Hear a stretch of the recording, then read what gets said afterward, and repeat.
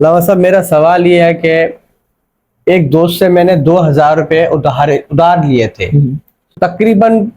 5-6 مہینے سے اوپر ہو گئے ہوں گے. اچھا صحیح ہے. تو ابھی الحمدللہ میرے پاس پیسے پڑے ہوئے ہیں.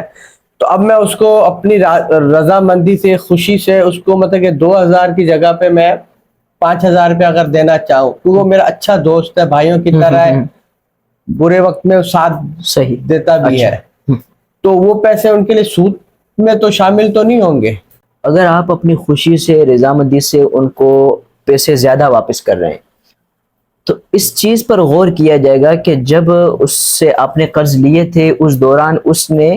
صراحتاً یا عرفاً، یعنی ہمارے ہاں جو معروف ہے، کسی بھی طریقے سے اگر اس نے یہ مطالبہ کیا ہو کہ مجھے اس سے کچھ زیادہ واپس دینا،